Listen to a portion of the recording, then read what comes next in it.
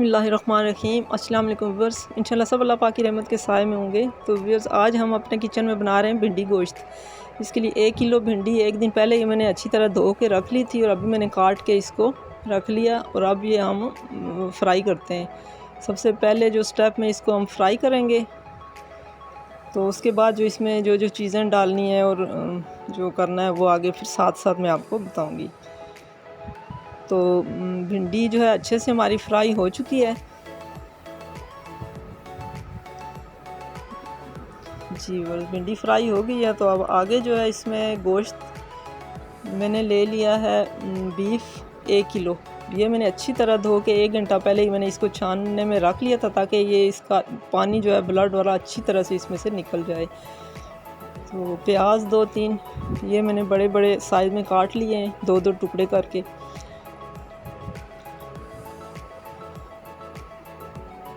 लहसुन अदरक का पेस्ट 2 टेबलस्पून ये मैंने पीस के रख लिया है।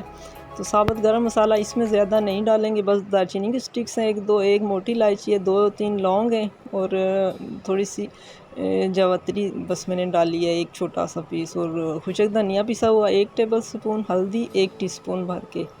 तो नमक मैं इसमें बाद में ऐड करूँगी, अभी नहीं डालूँगी। अगर नमक पहले डालो तो फिर गोश्त सही गलता नहीं है जल्दी। तो बिस्मिल्लाहिर्रहमानिर्रहीम।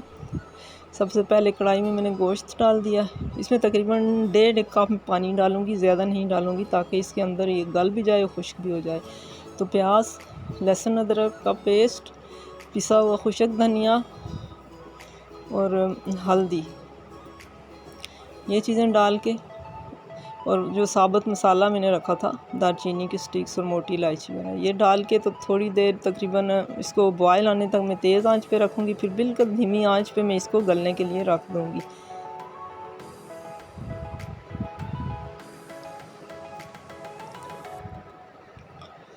तो जी व्यूअर्स, तो ये मैंने तकरीबन 1 घंटा रखा है गलने के लिए। माशाल्लाह गोश्त हमारा तकरीबन 60% तक गल चुका है। तो अब इसमें मैं टमाटर का जो पेस्ट बनाया था ग्राइंड करके रखे थे वो डाल के, तो नमक अब मैं इसमें ऐड करूँगी, पहले मैंने इसमें नहीं डाला था।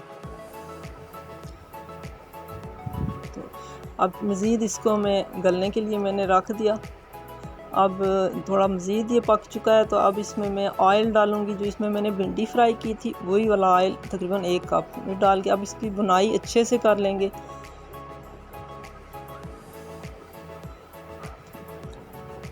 और अब इसमें मैं थोड़ा सा गरम मसाला ऐड करूँगी। रेड मिर्चें मैं अपने सालन में इस्तेमाल नहीं करती, तो नमक कुछ कम था मैंने और डाल दिया।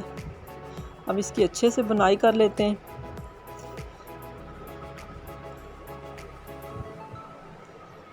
थोड़ा सा मैं इसमें और पानी ऐड करूँगी, ताकि इसमें जो गलने में थोड़ी सी कसर है वो भी निकल जाए, ये अच्छे से पक जाए और इसमें मसाला भी जो है गोश्त में रच बस जाए। तो मज़ीद थोड़ा सा मैंने इसको 5-1 मिनट पकाया और अब मैंने फ्राई की हुई भिंडी इसमें ऐड कर दी है। अब ये मैं दम पे लगाऊंगी तकरीबन 10 मिनट तक, ताकि भिंडी में भी मसाला असर कर जाए इसमें और पक भी जाए। ये साबुत हरी मिर्चें,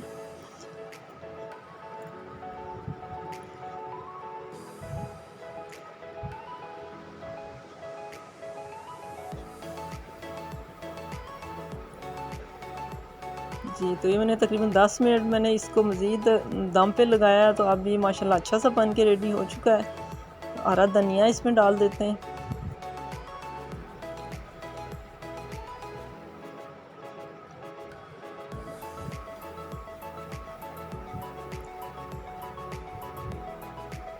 अब पिसी हुई काली मिर्च थोड़ी सी और पिसा हुआ ज़ीरा एंड में ये इसमें ऐड कर देंगे। अब 2 मिनट इसको ढाँप के मैं दम पे लगाऊंगी और फिर चूल्हा बंद कर देते हैं।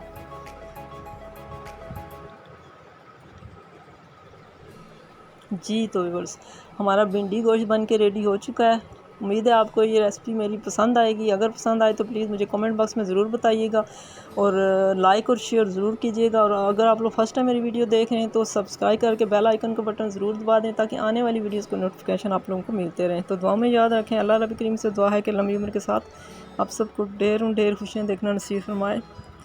आएँगे किसी और वीडियो के साथ, तब तक के लिए फ़ी अमानिल्लाह।